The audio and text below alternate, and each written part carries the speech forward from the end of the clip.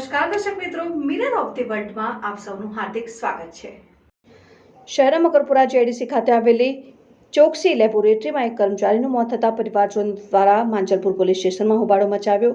શહેરના મકરપુરા જેડીસી ખાતે પ્લોસી બી 829માં આવેલી ચોકસી લેબોરેટરીઝ લિમિટેડ નામની કંપનીમાં સેમ્પલ કલેક્શનનું કામ કરતા હસમુખભાઈ મુરજીભાઈ પરમાર ગતરોજ ચોકસી લેબોરેટરીઝ લિમિટેડની ગાડીમાં અમદાવાદ ખાતે સેમ્પલ કલેક્શન અર્થે ગયા હતા, જ્યાંથી તેઓ કામગીરી બાદ રાત્રે વડોદરા પહોંચ્યા હતા, પરંતુ મોડું થયું હોય તેઓ મકરપુરા જેડીસી સ્થિત ચોકસી લેબોરેટરીઝ લિમિટેડમાં જ સૂઈ ગયા હતા। શુક્રવારે સવારે જ્યારે મેનેજર સ્ટાફ આવ્યા, તેઓએ જગાડવાનો પ્રયાસ કરતા તેઓ ન જાગતા તપાસ કરી તો તેઓની હાર્ટબીટ અને પલ્સ ચાલતા ન હતા। તેઓ મૃત હાલતમાં મળી આવ્યા હતા અને તેમ કંપનીના મેનેજર હિરેનભાઈ દ્વારા જણાવાયું કે કંપનીના મેનેજર દ્વારા અંગે કંપનીના અધિકારીઓ તથા મૃતક હસમુખભાઈના પરિવારજનોને જાણ કરી ઇમરજન્સી એમ્બ્યુલન્સ બોલાવી હતી, જ્યાં તબીબો દ્વારા હસમુખભાઈને મૃત જાહેર કર્યા હતા।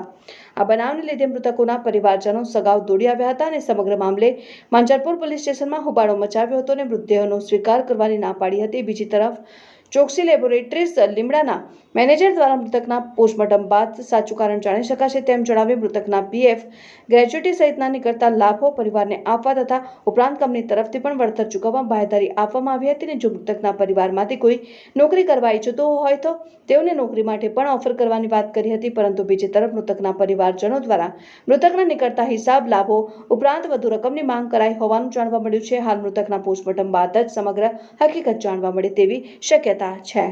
અમે ગઈકાલે અમારા ભાઈ હસમુખભાઈ મુરજીભાઈ પરમાર ગઈકાલે નોકરી પર આવ્યા ચોકી લેબોરેટરી, ત્યાંથી કંપની તરફથી કંઈક અમદાવાદ એ લોકોને મોકલેલા।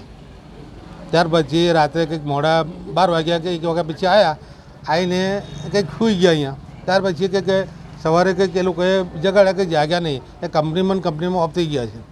ઓકે, કઈ કંપની છે ને કે રીતે ઓફ થવાનું શું કહેવા માંગે છે? Choksi laboratory 829 Makarpura GIC.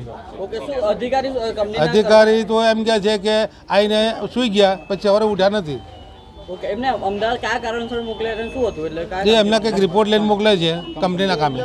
Choksi લેબોરેટરીના manager સાહેબ એવું કહેવા માગે છે કે હસમુખભાઈ અને જે પીએફ છે એની ગ્રેજ્યુટી છે અને પીએફ છે એ તો સાહેબ કાયદેસર માણસનો હક છે, પોતપોતાના ખાતામાંથી કપાતો એ તો આપવા બદલ આભાર છે એમનો, પણ જે બીજું કોઈ ગ્રેજ્યુટી એમના કંપની તરફથી કોઈ સહમત કહેવા તૈયાર નથી। અમે મિટિંગ કરીશું, અમારા સાહેબને જાણ કરીશું, સાહેબને જાણ કરી કે હસમુખભાઈ ડેટ થયા ગયા છે અને એમના કેટલા કલાકની ડ્યુટી હોય છે અને ક્યાં પૂરી થાય છે એ તો કશું ને કંપનીના નિયમો કોઈ અનુરોધ કરતા જ નથી એ લોકો। અંદર મળવા ગયા તમને કંપનીના કર્મચારીએ શું કીધું ને શું માંગે? કર્મચારી સાહેબ એવું કહે છે કે જે કંઈ હશે એ અમે આપીશું, એ રીતનું કે રીતનું ચાલે આપીશું, એ તો અમને કહે છે કાલે મેનેજર રાજીનામું કરીને છૂટી જશે તો એના પાછળ 2 નાના છોકરા છે, એના પત્ની છે, એનો પરિવાર છે, તો શું થશે? એનું શું કોણ સહભાગી બનશે? એમનો વળતર આપે, એમના મિસિસને બોલાવીને કે ભાઈ અમે તમને આટલું તમારી પાછળ છે, હસમુખભાઈ ડેટ થઈ ગયા છે એને કંપની તરફથી તમને અમે કંઈ જે કંઈ આપીશું એની રકમ નક્કી કરે, બીજું જાહેરમાં કરે મીડિયા સમક્ષ। લેખિતમાં આપે। હું એમના છોકરીના સસરા થઉં છું। ચોકસી લેબ છે આ જે હસમુખભાઈ છે એ અમારી કંપનીમાં as a sample collection job કરતા હતા। હવે કાલે અમદાવાદ ગયા હતા સેમ્પલ કલેક્શન કરવા માટે, રાતે અમને આવતા લેટ થઈ ગયું અમદાવાદથી, તો એ અહીંયા જ સૂઈ ગયા કંપનીમાં જ। સવારે જ્યારે સિક્યુરિટી ગાર્ડ એમને ઉઠાડવા ગયો ત્યારે એ ઉઠ્યા નહીં, એટલે એમને બધાને જાણ કરી, અમે આવીને 108 બોલાવી અને એમને જોયું તો એમની પલ્સ હતી નહીં, એટલે પોલીસ આવી અને પંચનામું કર્યું છે અને હવે બોડી પોસ્ટમોર્ટમમાં જાય તો આપણને ખબર પડે કે સાચું કારણ શું છે મૃત્યુનું, બરાબર? ઓકે, અમદાવાદ માટે શા કારણસર અમદાવાદ મોકલેલા, શું કામ? સેમ્પલ કલેક્શન કરવા। કંપનીની ગાડીમાં ગયેલા અમદાવાદ? કંપનીની ગાડીમાં ગયેલા ઇકો। એટલે કઈ કંપની, અમદાવાદ કઈ કંપનીમાં ગયેલા? કેટલા કલાક? અમદાવાદ હેલવુડમાં ગયા હતા, હેલવુડમાં ગયા હતા। તમારા કંપનીમાં કેટલા કલાકની જોબ હોય? જોબ તો 8 કલાકની જ હોય છે, પણ એના ઉપર જે એમનો ટાઈમ હોય એનો એમને ઓટી આપે છે કંપની, એટલે લેટ થાય ત્યારે ઓટી આપે છે। પરિવારજનનું શું કહેવું? શું માંગણી છે પરિવારજનનું? શું કહેવું?